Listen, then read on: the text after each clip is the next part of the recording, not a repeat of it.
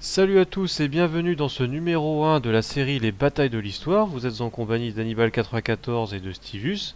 Nous vous proposons de vous faire revivre les grandes batailles de l'Antiquité et du Moyen-Âge à travers les différents jeux Total War, qu'il s'agisse de Rome, de Médiéval, d'Attila et de leurs différentes extensions. Alors j'ai dit grande bataille, en réalité on va pas se contenter de voir les batailles les plus connues. Vous avez tous entendu parler de la bataille de Cannes, d'Azincourt et j'en passe. Nous on va aussi un peu sortir des sentiers battus. Je pense notamment à la bataille d'Abytos, d'Apros ou d'Anchialos. Par exemple cette dernière bataille en 917 qui voit s'affronter l'Empire byzantin et les Bulgares et qui est la bataille la plus meurtrière du Moyen Âge. Alors pour chaque épisode, on procédera toujours de la même manière. Une petite introduction sur le contexte, les événements qui nous ont amenés progressivement à cette bataille, puis évidemment la bataille en elle-même. Je précise qu'à chaque fois les reconstitutions s'appuient sur les sources de l'époque, que je citerai à chaque fois, et on terminera par une petite partie sur le bilan, les conséquences de la bataille. Alors je vous propose de commencer par une mini-série de 7 épisodes sur les batailles justiniennes. Alors c'est quoi ces batailles justiniennes? Ce sont tout simplement les batailles menées par les Romains durant le règne de Justinien. Justinien qui a été l'empereur de l'Empire romain d'Orient de 527 à 565. Donc on est un peu dans cette période charnière entre l'Antiquité et le Moyen Âge. Alors vous connaissez tous l'Empire romain tel qu'il existait durant l'Antiquité, mais peut-être que vous savez qu'à la fin du IVe siècle, cet empire romain a été divisé en deux. Vous pouvez le voir là sur la carte, il y a l'Empire romain d'Occident, qui est en orange, et il y a l'Empire romain d'Orient que vous voyez en jaune. Alors si cet Empire romain d'Occident a progressivement disparu durant le 5e siècle, remplacé par les différents royaumes des peuples germaniques, le royaume vandal que vous voyez ici en vert, le royaume wisigoth qui est représenté sur la carte en bleu, les Ostrogoths qui se sont emparés de toute l'Italie que vous voyez ici en jaune, et évidemment le royaume des Francs dans le nord de la Gaule. Et bien si cet empire romain d'Occident a disparu, en revanche l'empire romain d'Orient, lui, a survécu et va même continuer à vivre pendant 1000 ans. Alors, ce que voudrait faire l'empereur Justinien, c'est justement reconquérir ces provinces d'Occident. Mais avant de pouvoir reconstituer l'Empire romain tel qu'il existait durant l'Antiquité, eh bien il doit déjà assurer la survie de l'Empire romain d'Orient. Car à l'est se trouve le puissant Empire sassanide, appelé aussi l'Empire perse, centré sur l'Iran actuel et qui s'étend de la Syrie à l'Inde. Or, cet empire perse, dirigé par l'empereur Cavade Ier, va en 523 envahir le royaume d'Ibérie. Son objectif était de forcer la population à se convertir au zoroastrisme, qui était la religion des Perses. Le problème, c'est que ce royaume d'Ibérie que vous voyez là sur la carte, c'est la tache verte située au sud du Caucase et qui correspond à la Géorgie actuelle, eh bien ce royaume d'Ibérie était un royaume allié à l'Empire byzantin, ce qui va donc relancer une énième guerre entre les deux empires. Alors, au début, ce conflit, c'est essentiellement une série d'escarmouches sur la frontière, que ce soit en Ibérie, en Arménie ou sur la Mésopotamie. Mais en 530, vous avez l'Empire romain d'Orient qui va rassembler son armée dirigée par Bélisaire, qui est le magistère de toutes les troupes situées en Orient, et qui est en train de reconstruire la forteresse de Dara. Dara qui est située ici en Mésopotamie. Et l'armée de l'Empire perse va franchir la frontière entre les deux empires et attaquer par surprise l'armée de Bélisaire. L'armée perse va camper à Amodius, qui est situé à 5 km de Dara. Alors pour faire cette reconstitution, je me suis appuyé sur Procope de Césarée. Procope de Césarée, c'était le secrétaire de Bélisaire, donc c'était un acteur de la bataille, hein, il a pu voir de ses propres yeux, et sa chronique s'appelle Les guerres de Justinien. Donc je me suis appuyé sur cette chronique, hein, Guerre de Justinien, livre 1, chapitre 13 et 14. Et que nous dit Procope de Césarée? Eh bien, selon lui, le commandant de l'armée perse, Pérozès, parce qu'il arrive à proximité de la ville de Dara, il aurait envoyé un messager à Bélisaire en lui demandant qu'il prépare un bain car il compte bien s'y baigner le lendemain dans la ville. donc c'est une façon de dire dépêche-toi de te casser, j'arrive. Alors, l'armée perse, elle est constituée de 40 000 hommes. Donc on a ici l'aile droite de l'armée perse, donc qui était essentiellement constituée donc de cavalerie. Alors la cavalerie perse est toujours constituée de trois groupes. Vous avez la cavalerie lourde qui est formée de cataphractaires. Les cataphractaires, donc cette cavalerie lourde, hein, vous pouvez voir que les hommes sont lourdement protégés, et pareil pour les chevaux. La deuxième composante, alors je vais te préciser, hein, ce sont toujours des nobles perses, ces cataphractaires. La deuxième composante, donc ce sont toujours des perses, c'est la cavalerie moyenne.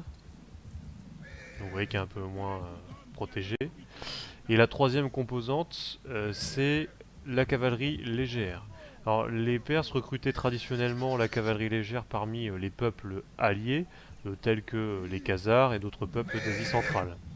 Alors là, le jeu ne proposant pas ce type d'unité, eh bien j'ai décidé de prendre des archers perses à cheval. Donc ça, c'est leur aile droite.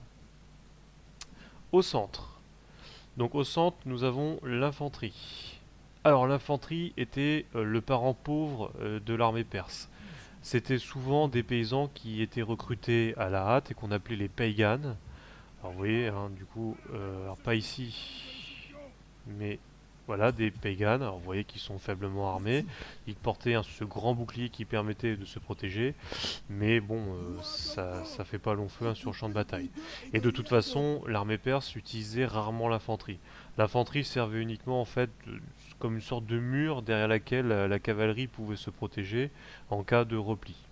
En revanche, sur la deuxième ligne, on a les archers. Alors les archers, eux, c'est véritablement l'élite hein, de l'infanterie perse. Donc on va voir quel va être leur rôle tout à l'heure. Derrière, donc on a donc Pérozès, hein, que vous voyez ici, hop, accompagné de sa garde personnelle. Et Procope de Césarée nous dit qu'il était accompagné donc de ce qu'on appelait les immortels. Alors au 5e siècle avant Jésus-Christ, les Perses avaient déjà des immortels, mais rien à voir puisque certes ils portent le même nom, mais contrairement aux immortels du 5e siècle qui ont affronté par exemple les 300 Spartiates aux Thermopyles, là les immortels du 6e siècle après Jésus-Christ ce sont des cavaliers et non des fantassins, donc des cavaliers extrêmement armés. Alors, le jeu ne proposant pas l'unité des immortels, j'ai décidé de prendre les Puchigban. Les Puchigban, c'était un autre régiment d'élite qui servait de garde et qui existait à peu près à la même période. Donc, comme il n'y a aucune différence au niveau de l'équipement, j'ai décidé de prendre ces unités pour représenter les immortels. Alors, à l'autre bout, donc l'aile gauche perse, on a exactement la même chose que sur leur aile droite, à savoir la cavalerie lourde, les cataphractaires, la cavalerie moyenne, et puis derrière les archers à cheval.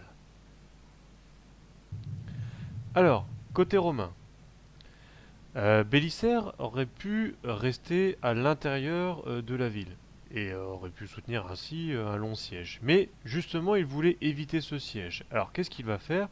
Il va se porter au-delà des murs, mais il va rester dans une position défensive. Pour aider cette position défensive, il va construire une série de fossés.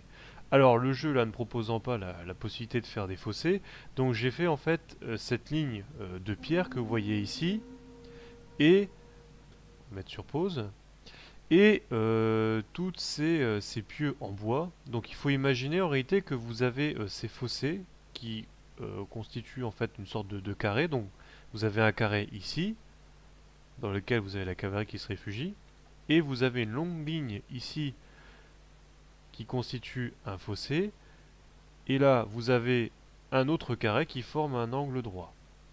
Alors, à travers ces différents fossés, en fait, il y avait des passages qui avaient été aménagés qui permettaient à l'armée de se déplacer.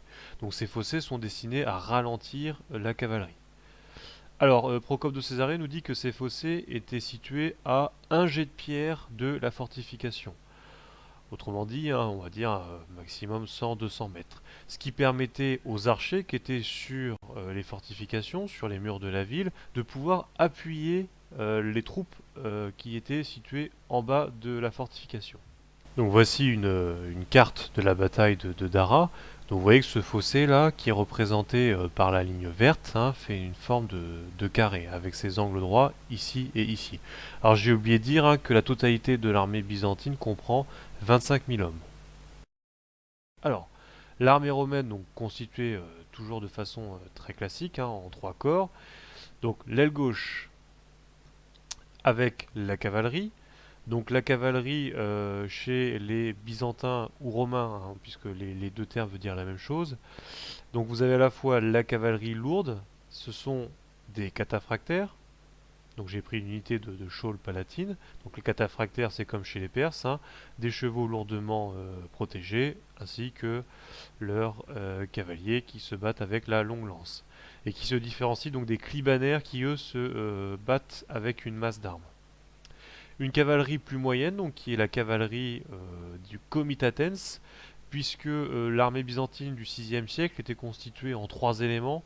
Vous avez l'armée limitanei, c'est-à-dire l'armée qui était située aux frontières, qui était mi-paysan, mi-soldat, donc qui s'entraînait très peu, qui était paysan justement en échange de cette terre que l'Empire leur donnait, et donc en échange il devait protéger la frontière.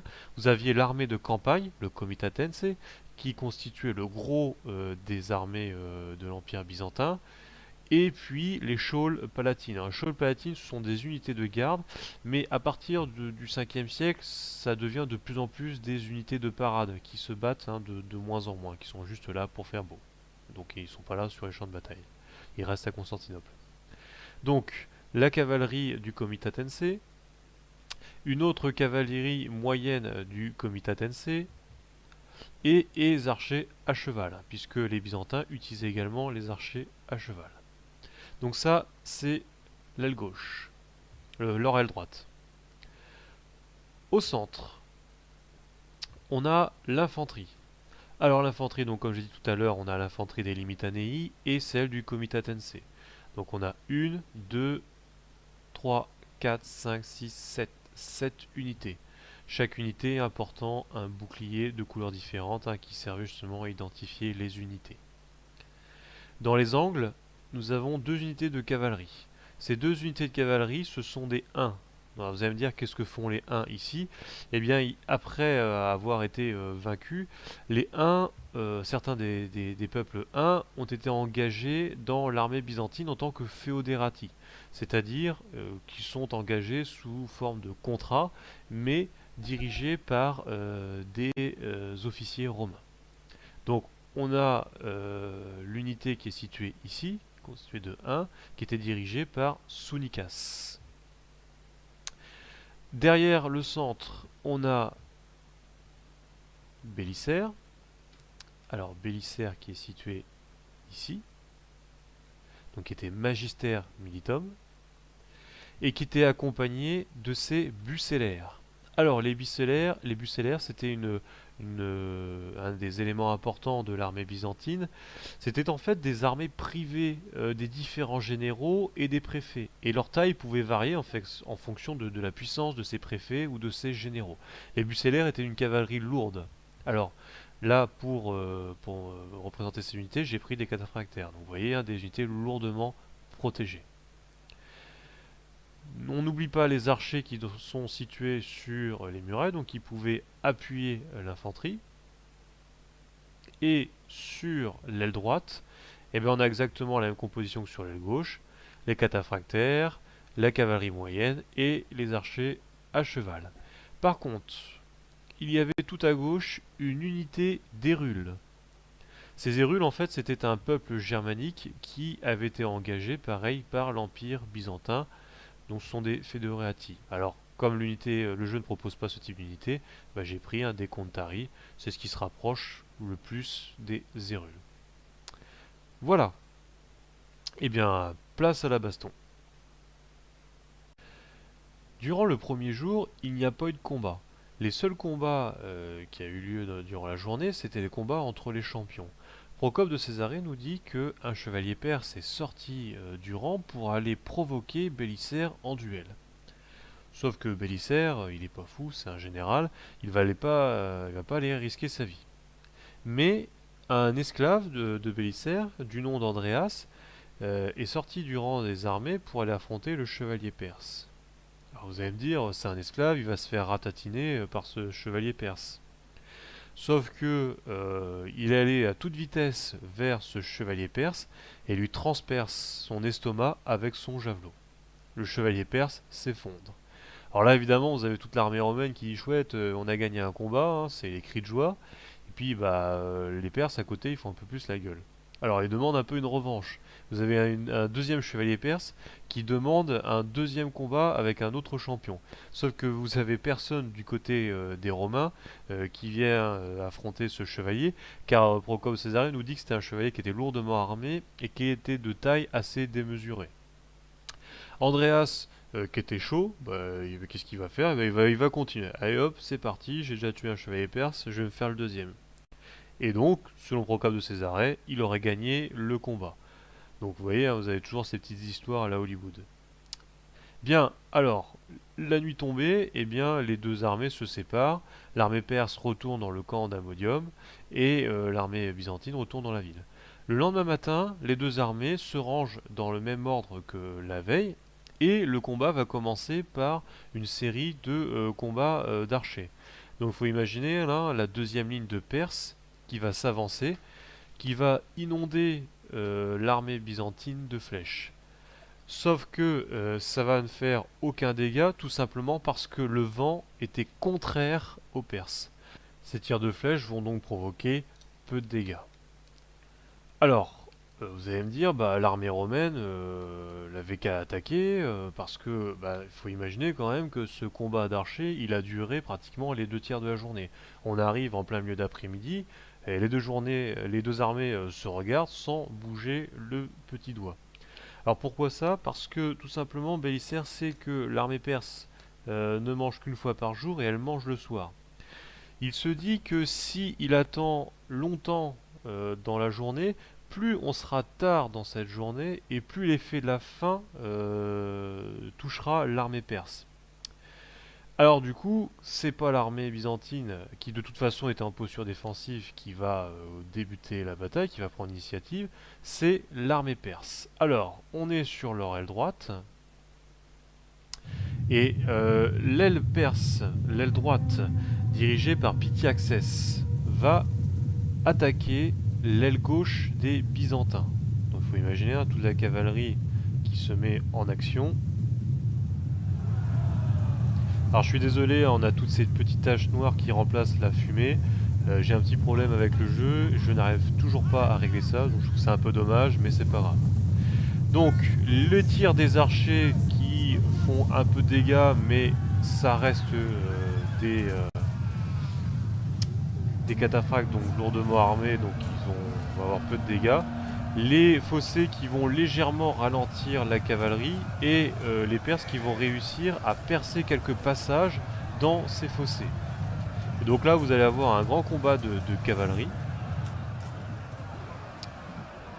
dans lesquels les Perses étant supérieurs vont mettre progressivement en déroute les unités byzantines. Donc, vous voyez, hein, vous avez les Byzantins qui vont commencer à fuir. Certains commencent déjà à se débander. Et bien c'est à ce moment-là que Bélisaire va ordonner à ses hérules qui sont situés sur la gauche de contourner la colline qui les cachait, d'attaquer sur le flanc des Perses qui avaient attaqué. De même que les 1 qui étaient situés ici dans l'angle ont attaqué sur le flanc droit. Donc attaque sur le flanc gauche, attaque sur le flanc droit, vous imaginez ce que ça donne, hein, vous voyez déjà les effets. Progressivement, les Perses vont à leur tour battre en retraite, ce qui va donner du courage à ceux qui avaient fui du côté byzantin, et donc ils vont revenir sur la position initiale. A partir de là, le chef perse qui commande cette aile droite, donc Pityaxès, va décider d'arrêter ce combat et va retourner sur ses positions initiales. Alors Procope de Césarée nous dit que 3000 Perses seraient morts dans ces différents combats. Est-ce que c'est vrai ou non? c'est pas invraisemblable, ça paraît quand même un peu élevé. Donc les Byzantins qui ne vont pas poursuivre très longtemps puisque Bélisaire avait interdit toute poursuite. Donc de chaque côté on revient à la position initiale. Alors voyant ça, le chef de l'armée perse, Pérozès, il va ordonner aux immortels de rejoindre le flanc gauche afin de le renforcer. L'objectif, c'est de former une force suffisamment puissante pour détruire l'aile gauche byzantine.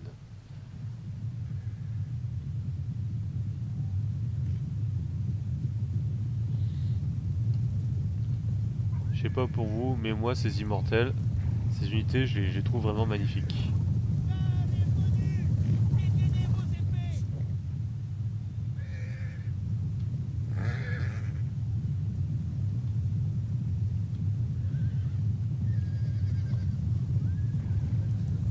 L'ennemi refuse d'admettre la défaite. Leur unité s'est ralliée. Alors, l'aile droite, l'aile gauche. Alors, l'aile gauche de l'armée perse va lancer son attaque.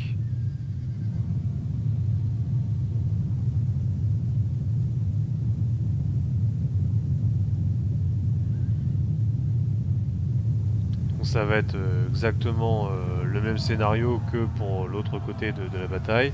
C'est-à-dire des Perses qui vont subir peu de dégâts du fait des tirs des archers, puisqu'ils sont lourdement protégés.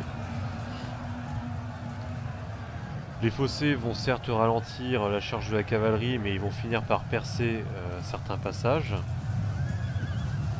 Et dépassés par le nombre, vous avez certaines unités byzantines qui vont se débander.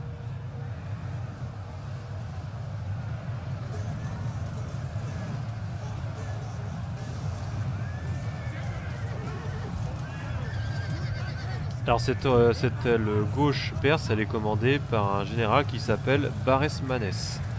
Alors pourquoi est-ce que je vous parle de ce Baresmanès? Tout simplement parce qu'il va y avoir une petite histoire qui va le concerner durant le conflit. Donc, vous voyez que les Perses, les Byzantins commencent à fuir, poursuivis par les Immortels.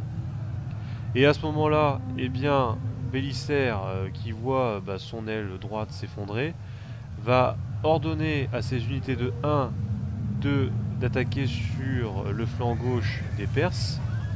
Et il va ordonner de même à ses bucellaires. Donc, je me rappelle, ces bucellaires, cette cavalerie lourde. Alors les Perses qui étaient au début victorieux vont être déstabilisés par cette attaque. Donc ils vont transpercer les lignes perses. Et à force de repousser les Perses vers la gauche, en fait ils vont finir par couper les unités d'immortels qui étaient parties à la poursuite des unités byzantines en déroute du reste de l'aile de la cavalerie, du reste du groupe de la cavalerie. Alors je vais me mettre sur pause là, pour expliquer. Donc en fait au moment où les Huns et les bucellaires de Bélisaire vont charger les Perses pour établir la situation, eh bien vous avez le commandant des Perses, qui s'appelait Sounikas, qui va se retrouver nez à nez avec le porte-enseigne de Baresmanès. Et Sounikas va tuer le porte-enseigne d'un coup de lance, et ce porte-enseigne va se retrouver par terre avec l'enseigne de ralliement, qui servait de ralliement pour les troupes. Vous voyez ici une petite représentation imagée de cette scène où on voit Sounikas à gauche pourfendant l'estomac du porte-enseigne de Baresmanès qui est situé à droite. À ce moment-là, c'est un peu la panique. Et Baresmanès qui est avec les immortels s'aperçoivent de ça, et bien tout d'un coup, ils vont chercher à faire demi-tour pour porter secours aux cavaliers perses qui sont en mauvaise posture. Donc voilà les Perses qui sont complètement ratatinés, qui vont se replier à leur position initiale. Donc on voit donc les immortels qui viennent à leur secours, mais à ce moment-là, Sounikas va lancer ses 1 face à ces immortels pour les empêcher de revenir à leur position initiale également.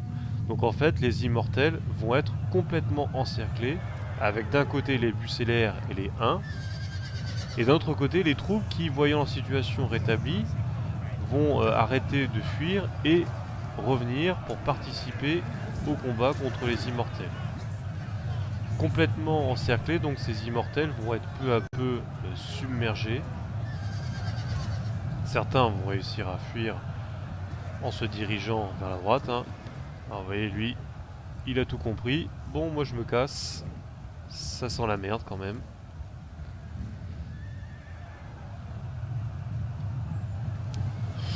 Et donc Procope de Césarée nous dit que dans ce combat, il y aura eu un total de 5000 tués. Alors là encore, les chiffres sont vraisemblables. Alors est-ce qu'il y a vraiment eu autant de morts? On ne le saura jamais, mais en tout cas, hein, les chiffres ne paraissent pas farfelus. Donc la totalité des hommes qui ont été encerclés, dont Barès-Manès, vont être tués. À ce moment-là, ça sent un peu le roussi pour l'armée perse, hein, qui a perdu à peu près à la moitié de ses deux ailes de cavalerie. Et je vous avais dit que l'infanterie chez les Perses, c'était pas vraiment une arme offensive, c'était plutôt une sorte d'arme défensive derrière laquelle la cavalerie pouvait se replier. Donc l'armée perse n'ayant plus les moyens d'attaquer, ce sont cette fois-ci les Byzantins qui vont prendre l'initiative d'avancer. Donc la totalité de l'armée romaine qui jusqu'à présent était restée sur la défensive va se mettre à progresser. Donc vous avez pu voir que du côté byzantin, l'infanterie a très peu servi. Ça a été surtout un combat de cavalerie.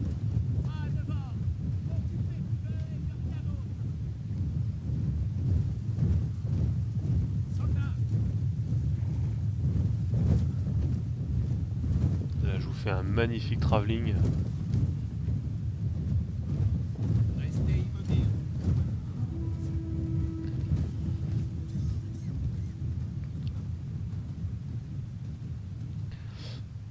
Alors, quand les Perses voient cette progression générale de l'armée romaine, eh bien, Procope de Césarée nous dit que l'infanterie perse va commencer à se débander.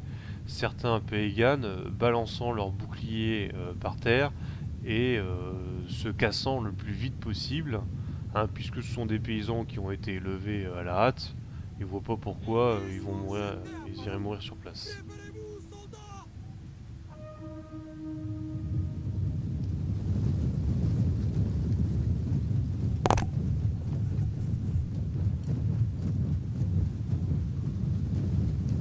Alors au début, hein, c'est une retraite en bon ordre, hein, mais progressivement, ça va partir en déroute.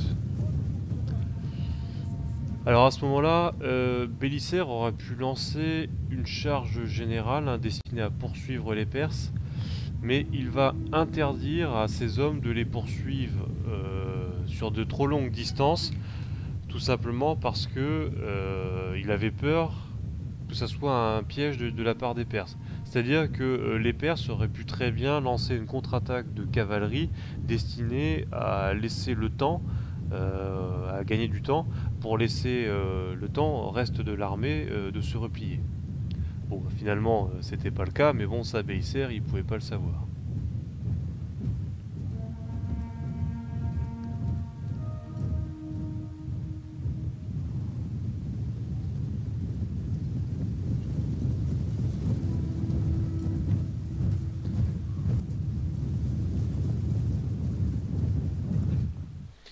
Alors, c'est sur ces soldats victorieux que je vais arrêter de filmer la bataille, puisque vous l'aurez compris, Bélisaire est le grand victorieux de cette bataille de Dara.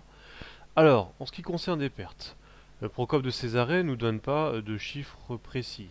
Les seuls chiffres qu'il nous donne finalement, c'est les 3000 pertes perses sur leur aile droite et les 5000 de l'autre côté du champ de bataille, ce qui ferait un total de 8000. Donc on peut estimer que les Perses ont perdu au bas mot à peu près de 8000 à 10 000 hommes. Du côté des Romains, donc on n'a pas de chiffres, on peut estimer, étant donné les pertes qu'ils ont subies en cavalerie, qu'ils auraient subi à peu près, on va dire, autour de 5000 hommes. Alors, Les conséquences de cette victoire de Beiser, elles sont assez faibles, car si les Perses ont subi de lourdes pertes, la plupart de l'armée a réussi à se replier et à se retirer dans l'Empire perse. Et l'armée romaine, elle, va rester dans Dara. Alors, peu de conséquences, ce qui va amener l'Empire perse, Cavada, à retenter sa chance dans une seconde attaque. Mais ça, je vous le raconterai dans le prochain épisode. Donc j'espère que la reconstitution de cette bataille vous a plu. Si vous avez des critiques à faire, vous voulez me balancer des tomates pourries, vous pouvez le faire. Si vous avez des commentaires, des conseils, vous n'hésitez pas non plus. Sur ce, je vous dis à la prochaine pour la prochaine bataille des batailles de l'histoire. Et je n'ai plus qu'une chose à vous dire, longue vie et prospérité. Ciao ciao ciao, à la prochaine.